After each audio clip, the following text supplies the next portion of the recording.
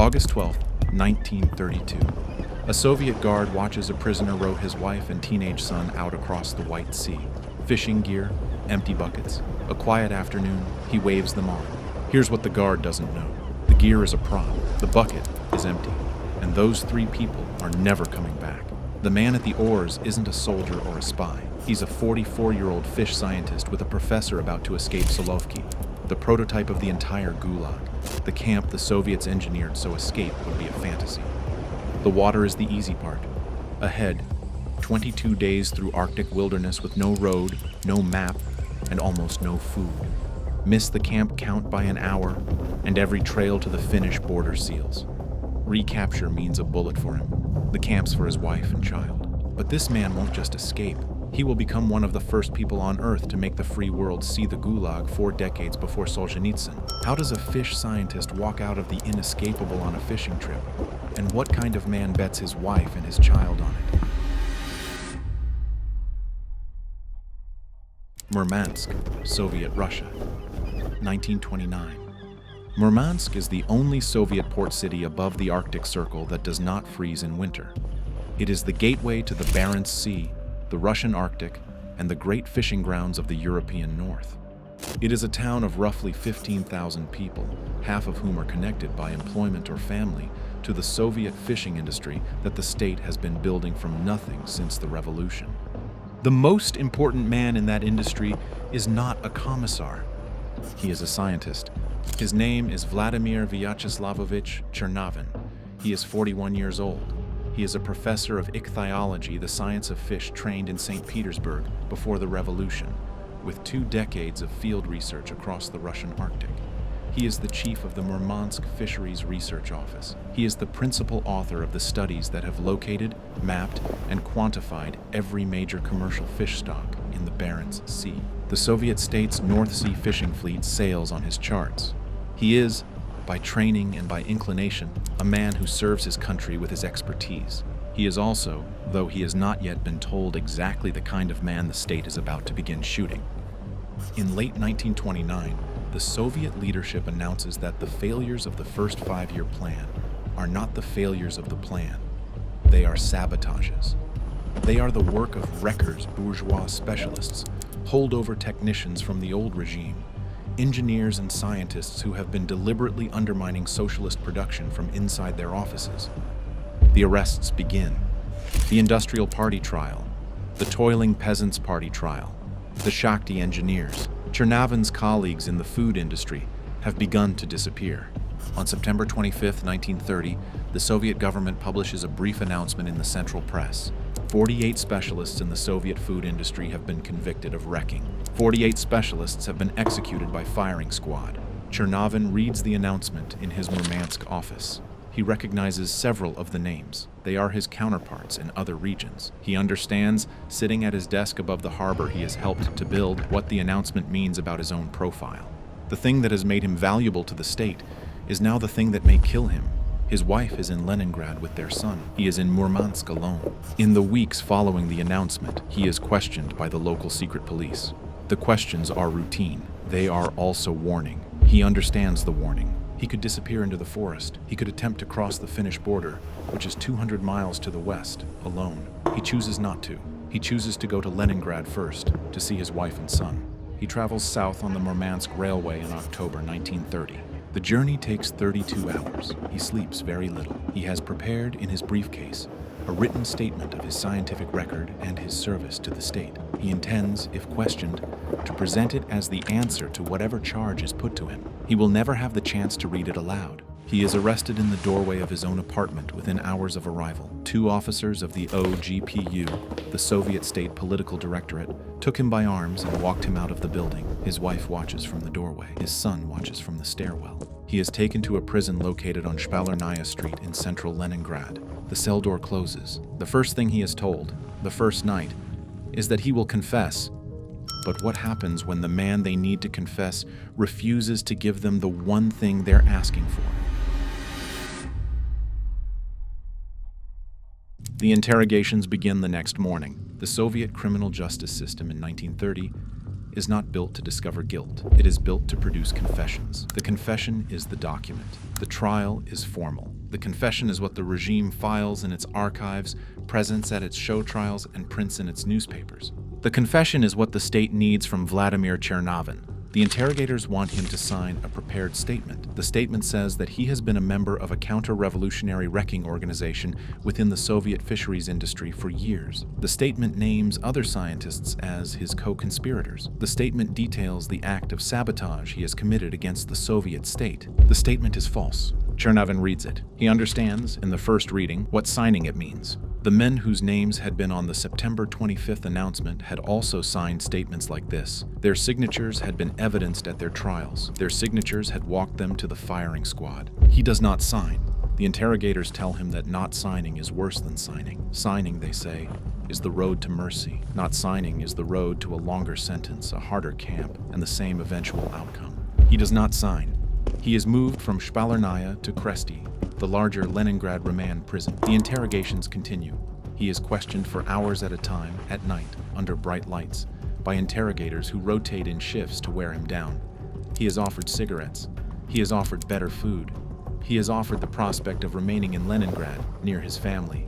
He does not sign. In December 1930, the OGPU plays the move that has by then broken nearly every prisoner in the system who has held out, if he has. They arrested his wife.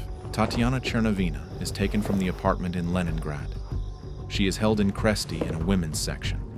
Her interrogators tell her that her husband has confessed and named her. Her husband's interrogators tell him that his wife has confessed and named him. Neither confession exists. He still does not sign. The interrogation continues for 6 months.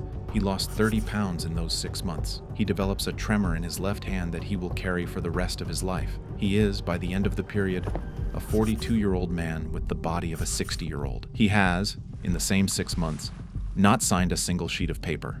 In the spring of 1931, the OGPU gives up. Tchernavin is convicted under Article 58 of the Criminal Code for counter-revolutionary activity on the basis of the evidence they have, without the confession they wanted. He is sentenced to 5 years of corrective labor. Tatiana is released without charge. The Soviet state has not got a confession. The Soviet state has convictions. The Soviet state's solution to the difference is the camp. He is transferred north under guard in the summer of 1931. The train moves slowly. The cars are wooden. The prisoners are not told their destination until the train stops at a small port on the southern edge of the White Sea. The port is called Kem. From it, ferries cross the cold gray water to a group of low forested islands on the horizon. The islands are the Solzhenitsyn archipelago. The camp on them is the Solovetsky Special Purpose Camp Solovki. It is the prototype of the Soviet labor camp system. It is the model on which every later Gulag camp will be designed. Tchernavin stands on the dock. He watches the ferry approach. He has not slept for 3 days. The man who would not sign their lie is going to the mother of the Gulag. And what does a regime do when the prisoner it just sent to the inescapable camp turns out to be the one man it cannot afford to waste? The first 6 months at Solovki are labor sentences. He hauls logs. The forests of the Solovetsky archipelago are being cleared by prisoner labor for export through Murmansk. The work is done by hand, 2-man saws, axes, horses where horses can be spared, which is rare. The teams work in temperatures that fall to -30 by midwinter. The rations are calculated to keep a man working for approximately 18 months before his body collapses. Tchernavin is 43 years old. He has spent his career in offices, research vessels, and in field stations along the Arctic coast. He has not, since his student days, done heavy physical labor. He calculates his survival, in his head, in weeks. In February 1932, he is pulled out of the work brigade. He is taken to the office of the camp's economic administration. He is informed that the camp has a problem. The Solovki complex has been assigned by central planning a substantial annual fish production quota: herring, cod, and freshwater species from the lakes and inland waters of the Kem region. The quota is not being met. The men currently running the camp's fishery department are competent administrators but not specialists. The camp administration has reviewed its prisoner files. The best fisheries scientist in the Soviet Union is currently in its log-hauling brigades. It would prefer that he was not. Tchernavin is transferred to the camp's fishery department within the week. He is given an office. He is given a small staff of fellow prisoners with relevant scientific backgrounds. He is given the camp's existing production data and asked to identify the inefficiencies. He identifies them within a month. The camp needs new surveys. The fish stocks are overexploited in the accessible waters and underexploited in the harder-to-reach lakes and river systems of the surrounding Chem district. The fishery department needs to send teams out to survey the new grounds. The surveys cannot be conducted from inside the camp wire. He requests permission to travel. The request goes up the camp administrative chain to the OGPU officer responsible for the Chem district. The officer, who has been receiving sharply worded telegrams from Moscow about the unmet fish quotas, approves the request without much hesitation. By April 1932, Vladimir Tchernavin is moving across the Chem district with a single junior assistant. He carries a permit. He carries scientific equipment. He carries a sealed letter of authorization from the camp administration. He sleeps in village huts and survey shelters. He is not escorted. He returns when his work is done. The man whose expertise had sent him to a camp is now, by the camp's own decision, the freest prisoner inside the Soviet Arctic. On his survey trips, he does scientific work. He also, in his head, does another kind of survey. He notes the position of every village. He notes the location of every road. He notes every river crossing and every footbridge. He notes the small, uncatalogued trails used by Karelian reindeer herders who move freely across a forest that the Soviet border guards prefer to patrol from the road. He measures the distance from his current field station to the Finnish border. He memorizes the names of villages along the route. He learns from a Karelian peasant in a roadside shelter, over tea, that the Soviet border guards are organized in two-man patrols along a long beat, that they do not keep dogs in the forest, and that they are themselves afraid of escaped convicts who are rumored to be sleeping in the taiga. In June 1932, he receives word from Leningrad. His wife, Tatiana, who has not been arrested again since her release, has been granted permission by the camp authorities to visit her husband with their son in August. She will arrive by train. The fishing trip plan crystallizes in his head within an hour of reading the letter. The cover will be a sanctioned family outing. The prisoner scientist, with permission, will take his visiting wife and son on a small boat for an afternoon of fishing in the camp's coastal waters. There is no version of the request that any guard will refuse. He sets the date. He has, from the moment the boat pushes off, approximately 5 hours before the camp count discovers him missing. He has not told his wife the exact number. He has told her only that they will move quickly once the boat reaches the far shore. He does not want her, in those first hours, counting. What happens when a fish scientist, his sick wife, and a 13-year-old boy step into 300 kilometers of Arctic wilderness with 2 weeks of food and no way back? August 12th, 1932. Chem, on the White Sea, late afternoon. Tatiana and Andrei arrived 2 days earlier. They have been issued a visitor's pass. They are staying in a small wooden house used by the camp administration for the families of senior prisoner specialists. Tatiana has not seen her husband for 2 years. Andrei, who is 13, last saw his father at the age of 11. Tchernavin has, in the intervening hours, told them the plan. Tatiana, who has spent 6 months in Kresty and the year since wondering whether her husband is alive, agrees in one sentence. Andrei agrees with the practicality of a teenager who has not been a child since 1930. At 3 in the afternoon on August 12th, the three of them walk down to the camp's small boat dock with a borrowed fishing rod, a wooden bucket, and a canvas bag that contains, beneath a layer of fishing tackle, every piece of food Tchernavin has been able to hoard from his rations over 6 weeks. The guard at the dock checks the permit. He nods them through. Tchernavin rows. The boat moves out into the cold water of the bay. The shoreline of Chem recedes behind them. The afternoon sun is low. They pretend, 40 minutes, to fish. At the far side of the bay, where the shore turns into low forested headland and there is no road and no village, Tchernavin runs the boat into a stand of reeds. The three of them step out. They pull the boat into the reeds. They cover it with cut branches. They turn west. They walk into the forest. For the first hour, they did not speak. For the second hour, they do not speak. By the third hour, the forest has closed around them. The trees are dense pine and birch. The ground is wet under the moss. There is no path. They walk until full dark. That night, Tchernavin estimates from his memorized maps that they have walked perhaps 12 kilometers. The Finnish border, by the most direct route through the most uninhabited country, is approximately 300 kilometers away.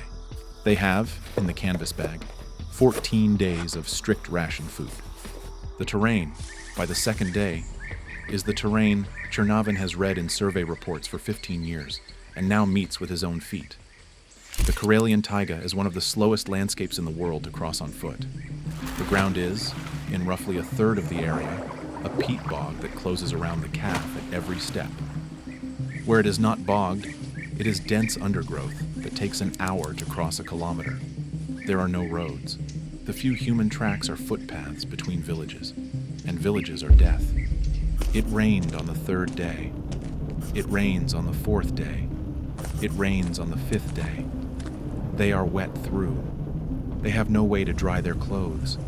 The temperature at night, even in August, falls to a few degrees above freezing. Tatiana has, for a year before her release from Kresty, suffered intermittent heart pain that had begun under interrogation. The pain returns on the 6th day of the walk. She has not spoken of it for 2 more days. By the 9th day, she cannot, on the steep rises, walk more than 100 meters without stopping. Tchernavin rebuilds the plan on the move. He carries her pack. He carries his own. He shortens the day's walk for an hour. He searches for the streams for fish and uses the rod that has, until this point, been a prop. He kills, with a single throw of a stone, a hare on the bank of a creek on the 11th day. He builds small fires only at midday, and only in the rain, when smoke is invisible. By the 15th day, the food bag is empty. By the 18th day, Tatiana cannot walk without leaning on her husband's shoulder. She speaks very little. When she speaks, it is to ask him about Andrei. Andrei, who is walking ahead, does not turn around. He does not want them to see his face. He has not complained once. He has lost, by his father's estimate, 15 pounds. On the 21st night, Tchernavin recognizes a rock formation he has memorized from a survey map he had once photographed and returned. The formation is 6 kilometers from the Finnish border. The border zone, the most heavily patrolled ground of the entire route, is in front of them. He has, in the inner pocket of his coat, exactly one item he has not used since the boat: a compass. He takes a bearing. He looks at his wife. He looks at his son.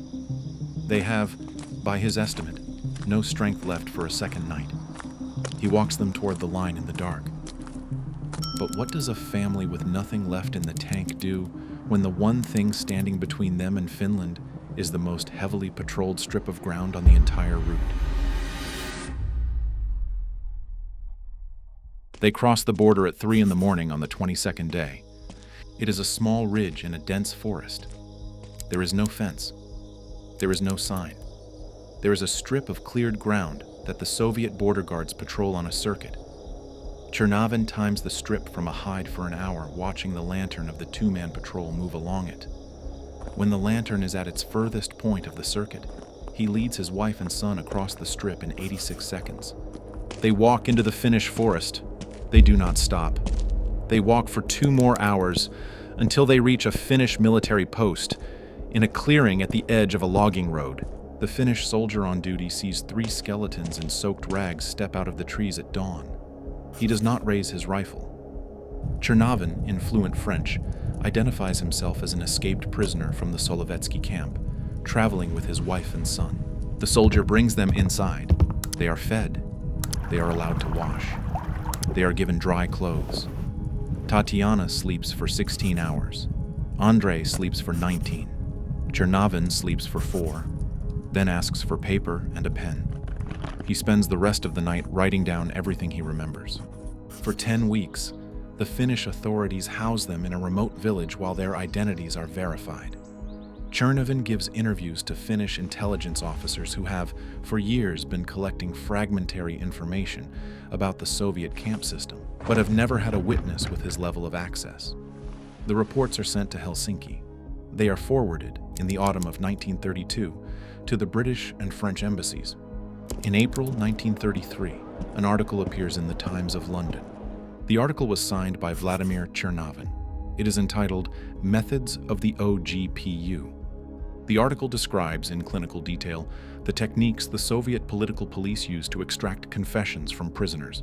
It describes the prepared statements, the rotating interrogators, the use of family members as leverage, the bright lights, and the nightly questioning. It states, in 3 sentences, that the Soviet government's public claim that it does not use torture against prisoners is a lie. It is the first detailed eyewitness account of Soviet interrogation methods to be published in a major Western newspaper. It is also in a country where the political left has been arguing for 15 years that reports of Soviet repression are fascist propaganda, mostly disbelieved. He writes the book anyway. Tatiana publishes her own account in 1934. It is called Escape from the Soviets. Tchernavin's own book, I Speak for the Silent, is published in English in 1935. The title is taken from the dedication, which addresses the prisoners he was unable to bring with him. The 2 books are, by approximately 4 decades, the first detailed eyewitness accounts of the Gulag system to be published in the West. They precede the work of Alexander Solzhenitsyn by a full generation. They are, like the Times letter, mostly not believed at the time of publication. A young American journalist named Whittaker Chambers, working at the time as a Soviet intelligence courier in New York, reads the Tchernavin book in 1936. He will later cite it, along with 2 or 3 other works, as one of the documents that began to break his faith in the Soviet system. Chambers will defect from the Soviet underground in 1938. His testimony will, in 1948, become the basis of the Hiss case, which will be the defining espionage drama of the early Cold War. The Tchernavin family settles in England.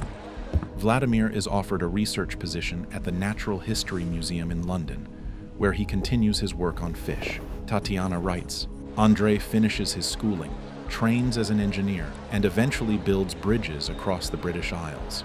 In old age, he records the story of his family's escape for British documentary television. The thousands of prisoners Vladimir Tchernavin had left behind on Solovki, the men whose names he had been unable to take with him, whose stories he wrote his book on behalf of, were, in the years that followed, sent to other camps, transferred, shot, or worked to death. Many of them are still nameless. In 1989, 57 years after the boat pushed off from the dock at Kem, the Soviet Union formally reviews the case of Vladimir Tchernavin. It rules that he had committed no crime. The conviction is annulled. The Soviet state, in the last months of its own existence, admits that the man it had tried to break had been telling the truth. The walls of Solovki had only ever held the men who believed they could not be crossed. Vladimir Tchernavin never did. And the truth he carried out slowly, against the disbelief of the world it was meant to warn, eventually got there too. If you want to understand what happens when a 25-year-old war correspondent climbs a prison wall with 4 chocolate bars, no map, and no weapon, and walks straight into the largest manhunt in the Boer Republic, that story is here.